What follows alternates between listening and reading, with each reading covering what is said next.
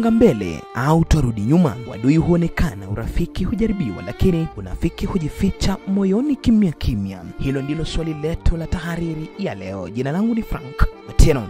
Kwa nini jamii zetu zimejaa tabasamu za kinafiki mchana, lakini zikitawaliwa na udui wa kimya usiku? Kwa nini marafiki wanageuka maadui wa kisirisiri huku wakikumbatiana hadharani? Je, ni uongozi au maadili ya jamii yetu yanayovurugika? Katika nyanja nyingi, siasa, kazi, familia na hata taasisi za kidini, nashuhudia kuongezeka kwa urafiki wa kinafiki, urafiki wa maslahi unaodumu mradi tu kitu cha kunufaika ninacho. Lakini nyuma ya pazia, watu hawa hupanga njama, kusambaza uongo au hata kutafuta mbinu za kumwangusha yule waliyemuita rafiki. Ni hali inayotia wasiwasi.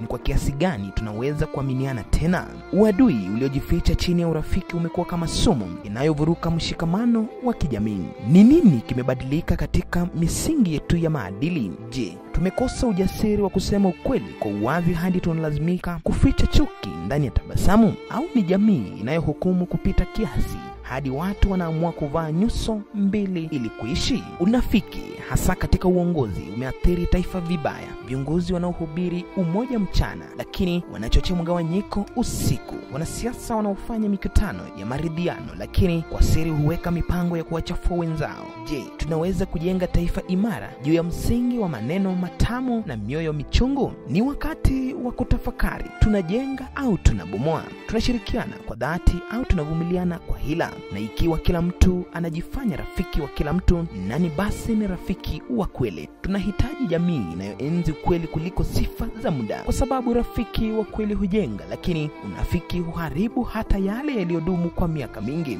Ni nani utakayemwamini iwapo wote wanavaa tabasamu moja, lakini mioyo yao iko upande mwingine?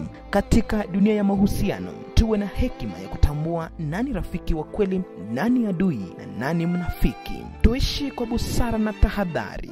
Na hapo ndipo natia komo. Ni siku teule, siku ya mduara, ambapo naangazia haya na mengi mengineyo zaidi. Nikiwa nimekuandalia tahariri hii, jina langu ni Frank Otieno.